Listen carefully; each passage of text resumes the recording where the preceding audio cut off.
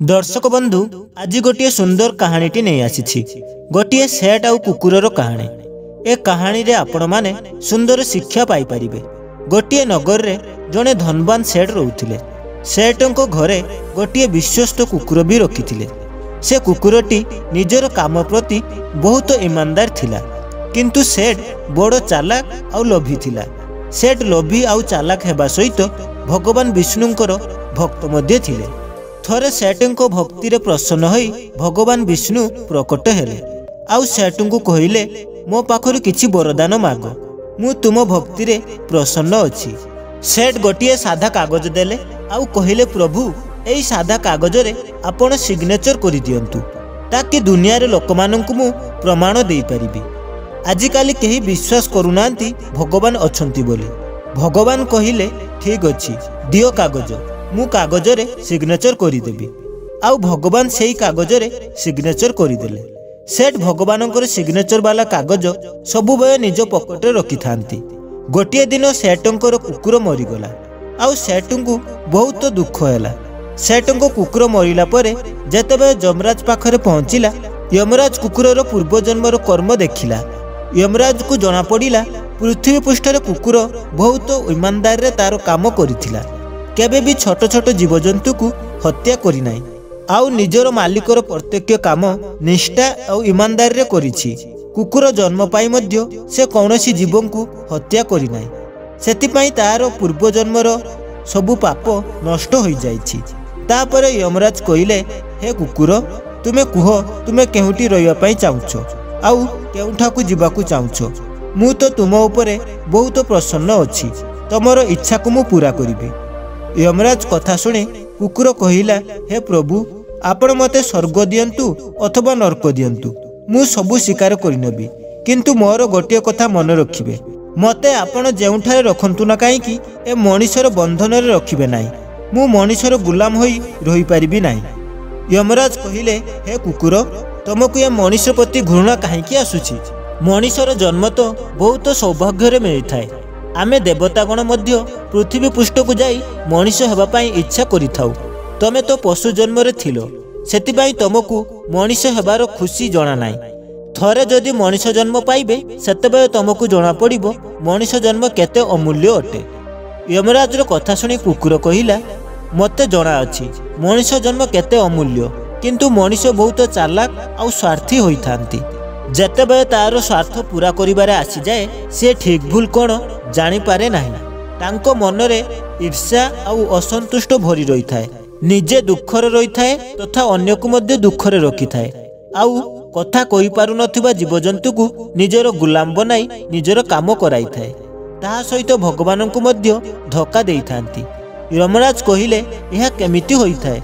कुकुर कहिला, जेतेबे भी लोक माने मंदिर को जानती पूजा अर्चना करिया पई सेमाने भगवान को कहि थांती, मोर एही काम पूरा होई गले मु एते टंकार प्रसाद चढ़ाइबी, बहुत सारा गरीबों को दान देबी, किंतु एसबु कथा केवल निजर काम बाहर करिबा पई कहि थांती।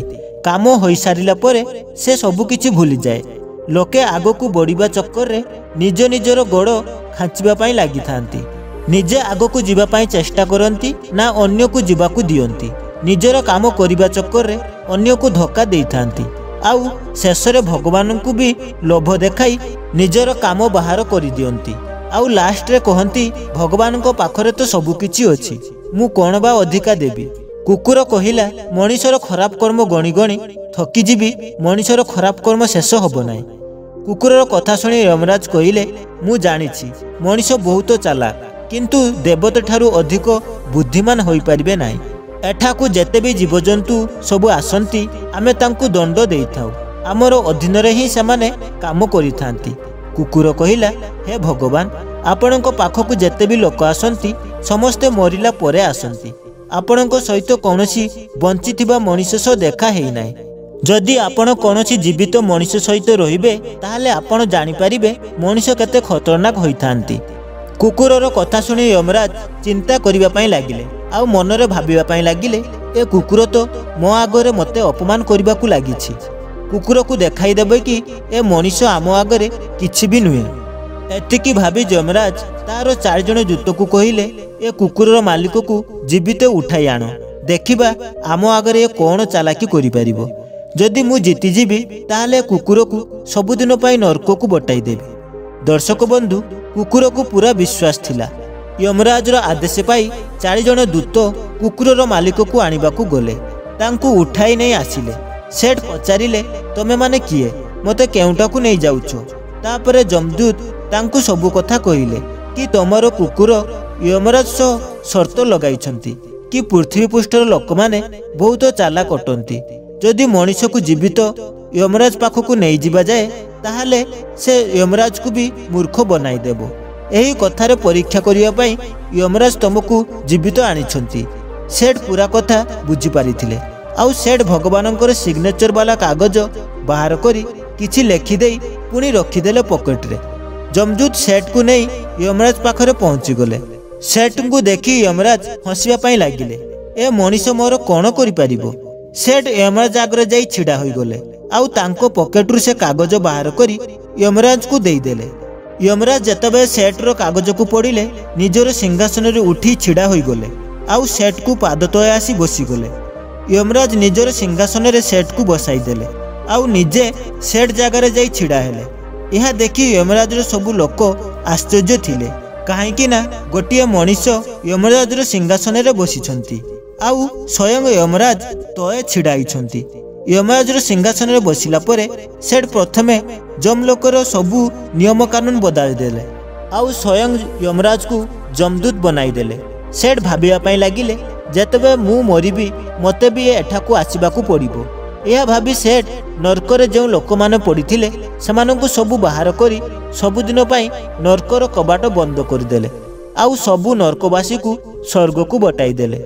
आउ एई आदेश करिदेले कि आजि ठारु जिए भी यमराज पाखकू आसीबो ताकू स्वर्ग को बटाई दिया जिवो। सेठ रो आदेश सुनी देवतागण आश्चर्य हेबाकू लागिले। कोन करिवे एथर सबु देवतागण चिंता करिबाकू लागिले। आउ देवदूत माने भी चिंतार रहिबाकू लागिले। एबे कोन करिवे एमिति यमलोक को चलाइबा बहुत मुश्किल होई जिवो। जीवित मनुष्य को जमदूत को आनी बहुत बड़ भूल करि देथिले यमराज। एठारे कुकुर देखिले सेठ सबु किछि बदलाई देथिले। कुकुर पचारिले ये केमिति हैला तमे तो जमदूतर राजा होई गलो। एबे तो मु सारा जीवन तमरो चाकर होई रहिबी। तमे ये केमिति करिलो।